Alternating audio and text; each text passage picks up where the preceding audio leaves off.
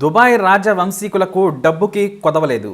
వారికున్న కష్టం ఏంటంటే వద్దన్నా వచ్చి పడుతున్న డబ్బుతో ఏం చేయాలనేదే ఆలోచన.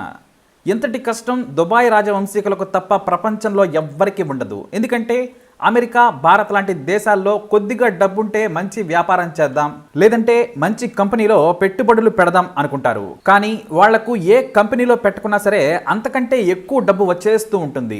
అందుకే వారి జీవితం అత్యంత ఖరీదైనదిగా ఉంటుంది. వాళ్ళ ఇంట్లో స్పూన్స్ నుంచి టాయిలెట్స్ వరకు కూడా అంతా బంగారం మయమే. ఇక వారి ఇంట్లో ప్రతి వస్తువు కూడా తల మెరిసిపోతూ ఉంటుంది. ఏ మాత్రం స్పూన్ కొద్దిగా మరక ఉందని అనిపించినా పడేస్తారు. అది గోల్డ్ అయినా సరే వాటిని ఇంట్లో పనిచేసే వాళ్ళు తీసేసుకుంటారు. అలా వాళ్ళు కూడా రిచ్ అయిపోతూ ఉంటారు. ఇంత డబ్బు ఎలా ఖర్చు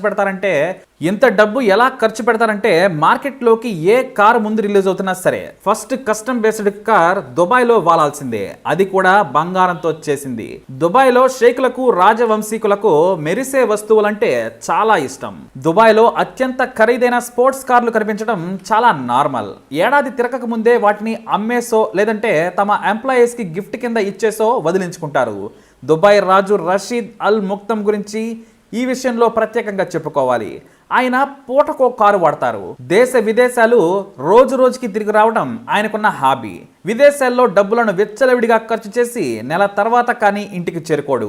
ఇక ఆయన పెట్టే ఇన్స్టా పోస్టులకు మిలియన్ల కొద్దీ లైక్లు వస్తూ ఉంటాయి. ఇక దుబాయ్ రాజవంశీకులు మార్కెట్లోకి ఏది కొత్తగా వచ్చినా సరే దానికి కస్టమ్ మేడ్ చేయించుకుంటారు.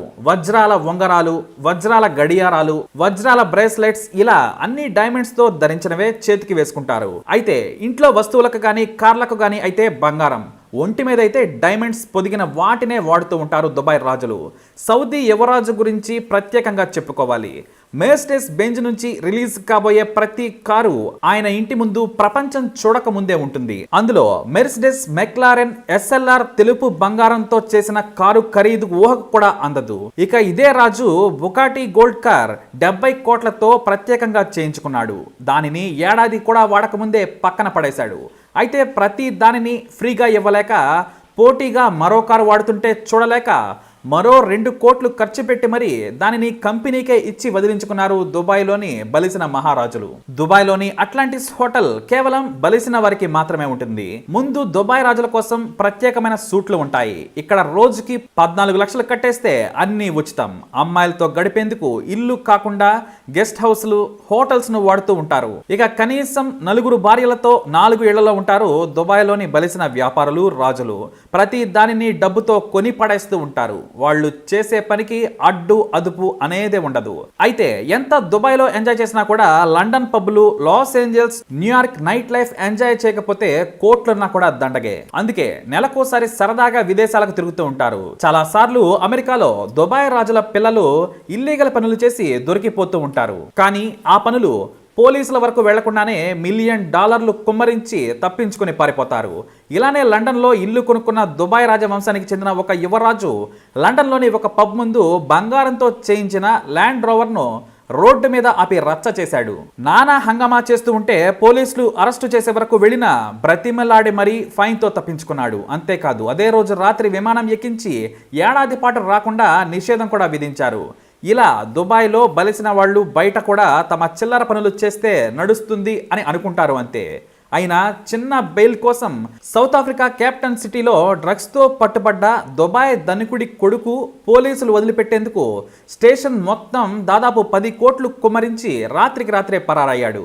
అయితే పోలీసుల మధ్య గొడవతో అది మీడియా వరకు వెళ్ళింది. ఉన్నతాధికారుల జోక్యంతో సద్దుమడిగిన సదరు దుబాయ్ వ్యక్తిని 10 ఏళ్లు బహిష్కరించారు అక్కడి అధికారులు.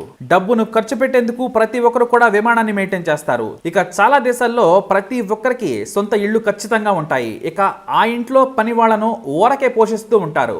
ఫ్యాషన్ కోసం కోట్లు తగలబెడతారు. ఇంత చేసినా కూడా వాళ్ళు అమెరికాలో సామాన్యులు ఫాలో అయ్యే ఫ్యాషన్స్నే ఖరీదుగా ఫాలో అవుతుంటారనే సెటైర్లు కూడా కొంతమంది వేస్తూ ఉంటారు. ఖరీదైన ఫ్యాషన్ కోసం ఒక్కొక్క దుబాయ్ రాజు నెలకి 10 కోట్ల పైన ఖర్చు పెడుతూ ఉంటారు. ఎయిర్పోర్టులు మెయింటైన్ చేసే దగ్గర నుంచి సరదాలు, కనీసం 4 భార్యలు, ఇలా సంపదను విచ్చలవిడిగా ఖర్చు చేసేస్తూ ఉంటారు. అయినా కూడా ఆయిల్ నుంచి, రాజవంశీకుల ఆస్తుల నుంచి కోట్లాది రూపాయలు మూలుగుతూనే ఉంటాయి. అందుకే పెద్ద మొత్తంలో వదిలించుకొని వజ్రాలు కొంటుంటారు.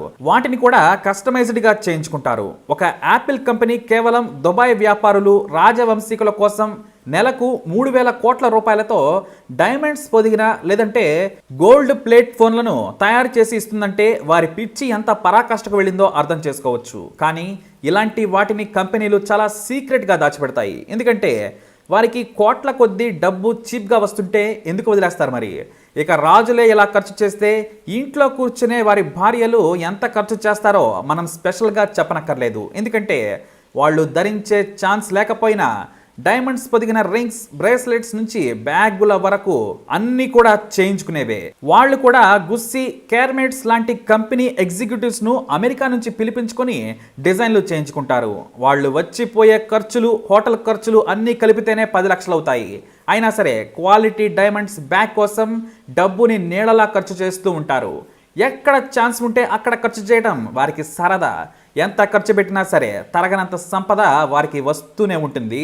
వీరు కూడా ఖర్చు చేస్తూనే ఉంటారు. మరి ఇది దుబాయ్ రాజుల లైఫ్ స్టైల్. మరి వద్దన్నా వచ్చేస్తుంటే డబ్బుని ఎలా ఖర్చు పెట్టాలో దుబాయ్ రాజులను చూసే నేర్చుకోవాలి. మరి మీరేమంటారో కూడా మీ అభిప్రాయాన్ని కామెంట్ ద్వారా తెలియజేయండి. ఇలాంటి మరిన్ని వీడియోస్ కోసం మా ఛానల్ సబ్స్క్రైబ్ చేసుకోండి.